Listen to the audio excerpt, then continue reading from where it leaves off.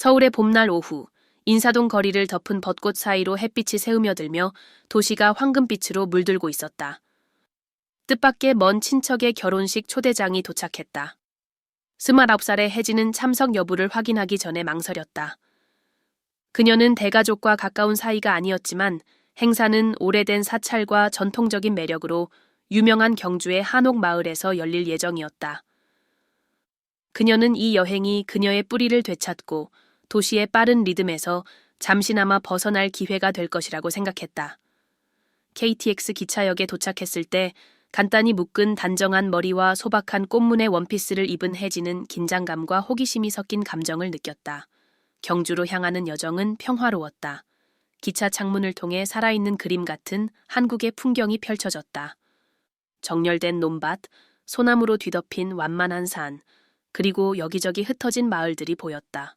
목적지에 가까워질수록 공기는 더욱 신선하게 느껴졌고 서울의 탁한 대기와는 대조적으로 상쾌했다. 도착하자마자 혜진은 그녀의 이모에게 환영을 받았고 결혼식이 열릴 한옥마을로 안내되었다. 그곳은 고요함의 피난처와도 같았다. 곡선이 우아한 전통 가옥의 지붕, 한지로 만든 문, 그리고 정교하게 배치된 돌 정원은 자연과 건축이 완벽한 조화를 이루고 있었다. 모든 세부 사항은 여전히 사람들의 마음속에 살아 숨쉬는 과거의 이야기를 속삭이는 듯했다. 바로 그곳에서 그녀는 처음으로 그를 보았다. 신랑의 친한 친구 도연은 정원을 장식하는 한지 등불을 정리하고 있었다. 그는 현대적으로 재해석된 한복을 입고 있었고 천은 그의 움직임에 따라 우아하게 흐르고 있었다. 그의 존재는 마치 자석처럼 사람을 끌어당겼다. 그의 눈은 어둡고 강렬했으며 그의 미소는 꾸밈없는 매력으로 혜진의 시선을 단번에 사로잡았다. 두 사람의 시선이 마주치는 순간 탐구되지 않은 무언가가 깨어난 듯한 조용한 인식의 순간이 있었다. 결혼식은 전통의 한 축제였다. 가야금 소리가 공기를 채우며 신부와 신랑이 매화꽃으로 장식된 제단 아래에서 서약을 나누고 있었다. 혜진은 의식을 집중하려 노력했지만 시선은 자꾸 도현에게로 향했다. 그 역시 불안한 모습이었다. 멀리서도 그녀를 인식하는 그의 미묘한 몸짓은 혜진의 가슴을 빠르게 뛰게 만들었다. 나중에 열린 연회에서 혜진은 도현과 가까운 자리에 앉았다. 테이블 위에는 신선한 김치, 육즙이 가득한 갈비찜, 달콤한 떡, 그리고 김이 모락모락 나는 미역국 같은 전통 요리가 가득했다. 그 향기는 마치 오랜 가족 식사의 추억을 떠올리게 하는 따뜻한 포옹 같았다. 도현은 소주 한 잔을 그녀에게 따라주며 살짝 고개를 숙였다.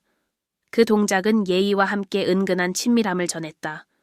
서울에서 온 여자가 이 마을의 느린 리듬을 어떻게 느끼는지 궁금하네요. 도현은 장난스러운 미소를 띠며 물었다.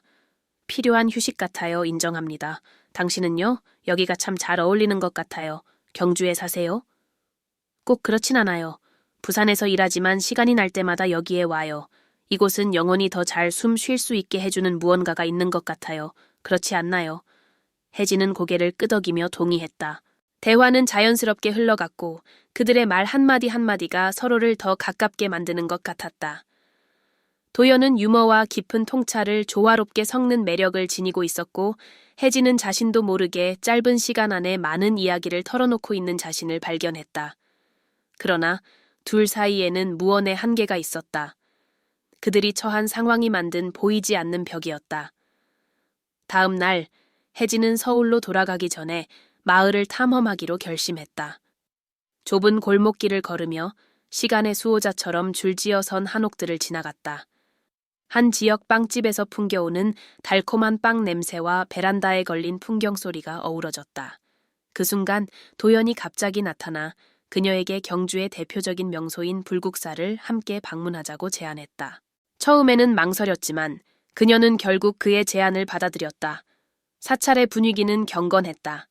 승려들은 정자 사이를 조용히 걸었고 불경 소리가 공기를 메우며 거의 신비로운 풍경을 만들어냈다. 그들은 돌계단을 오르며 도현은 사찰의 한국 역사 속 중요성과 자신의 삶에서 균형을 찾으려는 개인적인 여정에 대해 이야기했다. 혜진은 그의 말을 주의 깊게 들으며 단지 그의 말뿐만 아니라 그가 그것을 말하는 열정에 이끌리는 자신을 느꼈다. 계단 꼭대기에 도달했을 때 주변 풍경에 놀라운 전망이 펼쳐졌고 둘 사이에 편안한 침묵이 흘렀다. 혜진은 설명할 수 없는 용기를 얻어 이렇게 말했다.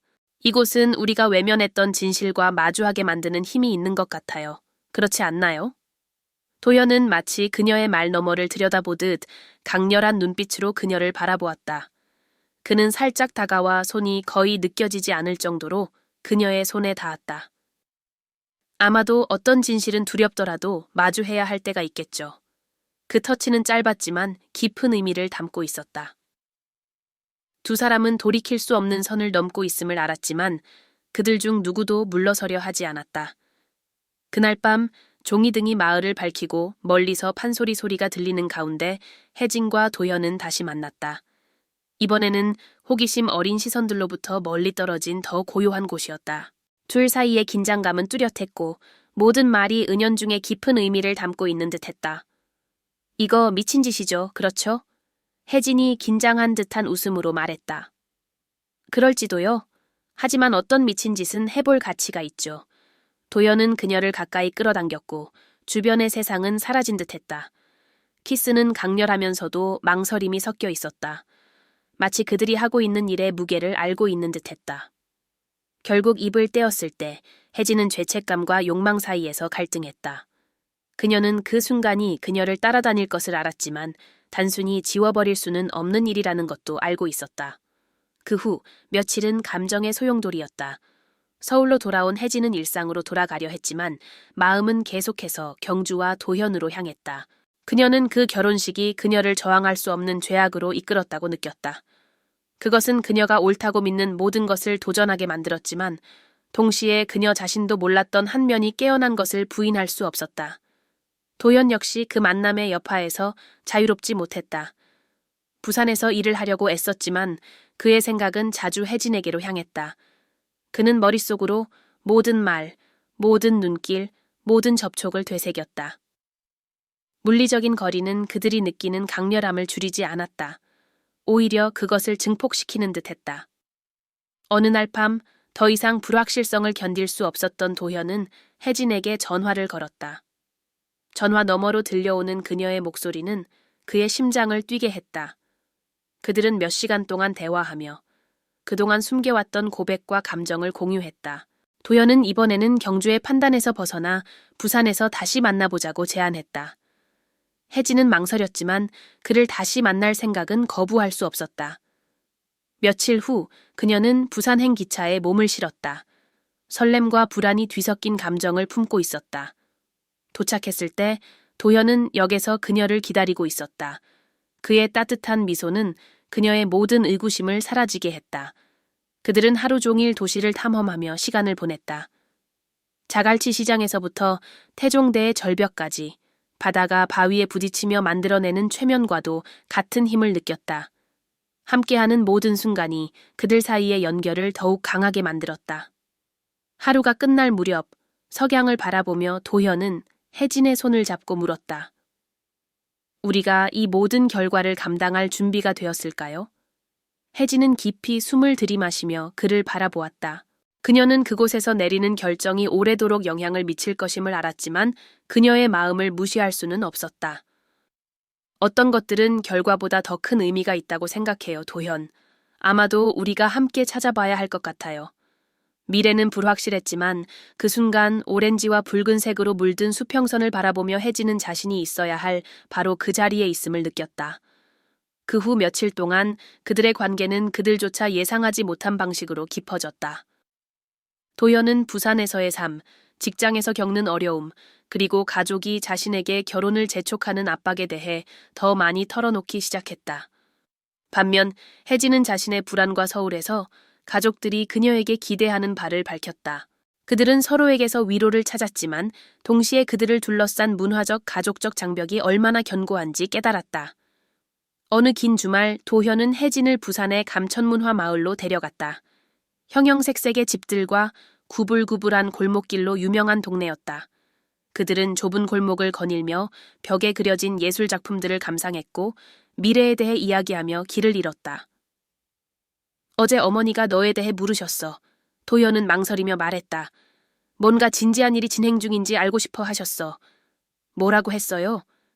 혜진은 심장이 빨리 뛰는 것을 느끼며 물었다. 아직 알아가는 중이라고 말씀드렸어. 하지만 그 질문 때문에 생각하게 됐어. 너는 어떻게 생각해, 혜진? 이 관계가 어디로 가고 있다고 생각해? 혜진은 멈춰서서 앞에 펼쳐진 부산의 정영을 바라보았다. 그녀는 솔직해질 필요가 있었지만 진실은 그녀를 두렵게 했다. 난 당신과 함께하고 싶어요, 도연. 하지만 두려워요. 이게 우리 가족들과 우리의 삶에 어떤 의미가 될지. 도연은 그녀의 얼굴을 잡고 세상을 사라지게 만드는 강렬한 눈빛으로 그녀를 바라보았다. 어떻게 될지는 모르겠지만 확실한 건 너는 그럴 가치가 있다는 거야, 혜진. 우리가 함께 이겨내보자, 어떤 일이 있더라도. 그들이 키스할 때 바닷바람이 가볍게 그들을 감싸 안았다.